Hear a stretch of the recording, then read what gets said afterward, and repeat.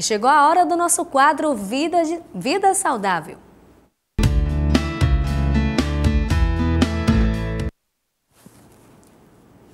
Você certamente já deve ter ouvido falar sobre escoliose, uma das doenças mais comuns que afeta a coluna vertebral.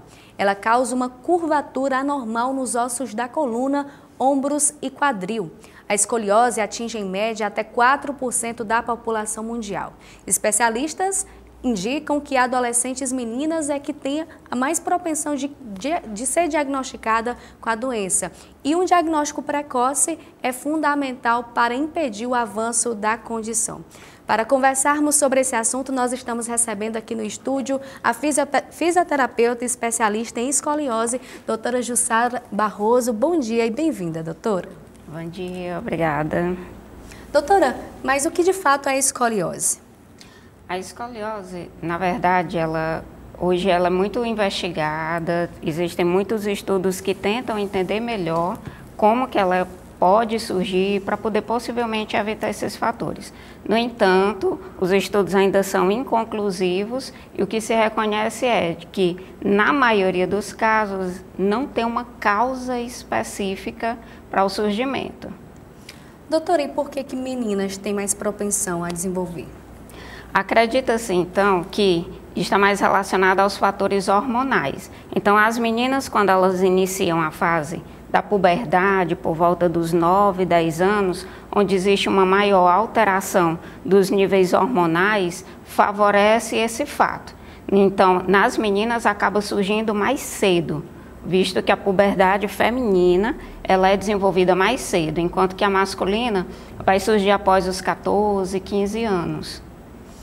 Doutora, e o pessoal que está lá em casa, está nos assistindo, elas podem se pré-diagnosticar, se autodiagnosticar, olhando através do espelho, fazendo uma comparação, ou de fato, para vir esse diagnóstico é necessário apenas um profissional através de um exame de imagem? Isso, o ideal realmente é que os pais comecem a observar mais a postura dos próprios filhos, porque realmente quanto mais cedo for identificado os primeiros sinais, melhor também as opções de tratamento. Então, começa a observar se existe uma diferença na altura dos ombros, uma diferença na altura das duas cinturas, uma cinturinha mais fechada, outra cinturinha mais aberta. Se nas costas há uma região lado direito diferente do lado esquerdo, já pode ser os primeiros sinais. E aí, quando identificado mais cedo, observa-se então se vai conduzir só para os exercícios pela fisioterapia ou se já for uma condição mais avançada, se o tratamento seria pelo colete e nos casos mais graves realmente é que é indicada a cirurgia. Esse problema, doutora, é algo desenvolvido por postura ou tem também a questão da condição genética? Se o pai e a mãe têm, a propensão do filho desenvolver é maior? Isso. Antigamente associava-se muito que era o peso da mochila, que era a forma como a criança sentava, mas que hoje já tem se descartado esse fato. Então, a principal linha de raciocínio vai para as causas genéticas. Então, se o pai ou a mãe já tem uma escoliose diagnosticada, algum irmãozinho, há uma possibilidade maior dessa criança desenvolver escoliose, mas não tem uma relação direta realmente entre má postura e escoliose. No entanto, a postura ela é um fator que pode agravar a curvatura da escoliose se a criança já tem realmente a escoliose. Existem tipos diferentes de escoliose? Sim, cada caso é diferente do outro. Tá? Como na maioria das vezes elas são conhecidas como escoliose idiopática, que não tem uma causa diretamente relacionada, então não tem como excluir essa possível causa. E nos demais casos, que são uma minoria muito insignificativa, está relacionada a uma outra doença. Então, além do tratamento da escoliose, teria que tratar essa outra doença, como algumas doenças neurológicas. Doutora, a escoliose, ela tem um ponto fixo ali da coluna vertebral para se apresentar ou ela pode apresentar aqui mais na região cervical ou na região torácica? Inicialmente, ela pode começar como uma curva única. Nas meninas, é mais comum a curva na região da lombar.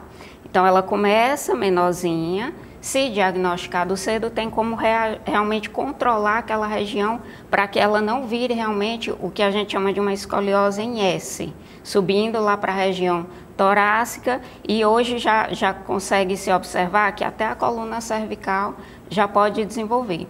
Nos meninos é mais comum a curva na região torácica. Então, se diagnosticado cedo, enquanto ela é uma curva única, também as possibilidades de tratamento são melhores. Doutora, a senhora falava sobre o colete, sobre a cirurgia, mas depende de cada caso. Como é o tratamento para quem tem escoliose? Certo. É considerado uma curva leve quando o diagnóstico em si da escoliose é determinado quando, após o raio-x, observa-se que a curva ela passa de 10 graus. Até 10 graus ela é considerada apenas um desvio escoliótico. Aí dos 10 até por volta dos 20, 25 graus é uma curva leve. Nessa fase, geralmente o tratamento é só a fisioterapia. Dos 25 até os 40, 45 graus já é a fisioterapia mais o colete. Após os 45 graus, e se observa-se que a curva ela é mais rígida, é uma curva que realmente ela é difícil de ser tratada, aí sim entra com a intervenção cirúrgica. E o grande detalhe é, antigamente o colete indicado era o colete de Milwaukee, que é aquele colete que subia até a região do pescoço. Hoje esse já não é o colete indicado para escoliose, e sim o colete 3D, que é um colete que ele é mais específico, ele é desenhado para a curva do paciente e é um colete mais leve e que pode até resultar em uma melhor adaptação para a criança ou para o adolescente. É mais discreto? Muito mais discreto, pode ser usado por baixo da roupa, e que a gente sabe que a adolescência é uma fase muito delicada. Então, com o Milwaukee existe muita rejeição ao uso do colete. Já o colete 3D ele provoca uma melhor adaptação para o tratamento. Doutora, o paciente no grau mais avançado, ele pode vir a apresentar dor? Sim. Quando a curva ela já está bem avançada, ela se torna mais rígida, é mais difícil ela desenvolver a mobilidade normal. Por isso que, e como existe todo esse preconceito de quem tem escoliose não pode fazer exercício físico, aí sim vem um quadro de dor.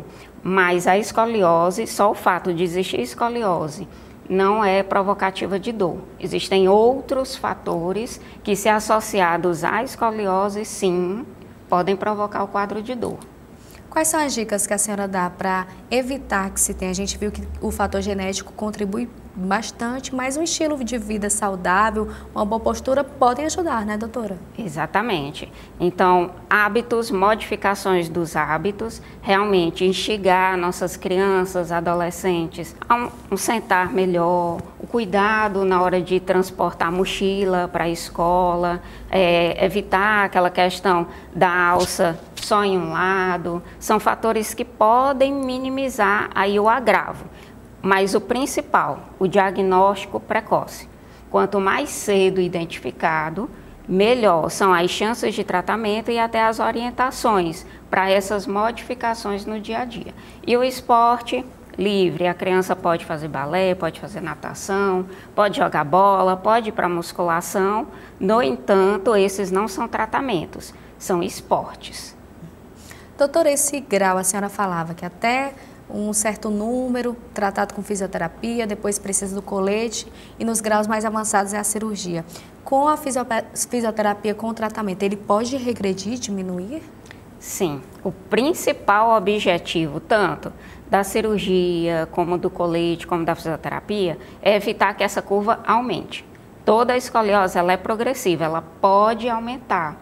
Então, o principal objetivo vai ser esse, controlar, evitar que ela aumente. Mas sim, o adolescente, a criança, ela seguindo à risca todas as orientações, fazendo o uso adequado do colete, porque são 23 horas de uso de colete. Então, se ela conseguir seguir direitinho as orientações, além de evitar que essa curva aumente, nós conseguimos sim bons resultados quando iniciado o tratamento precocemente com a redução dessas curvas. Mas também um fato, a escoliose não tem cura, ela tem tratamento.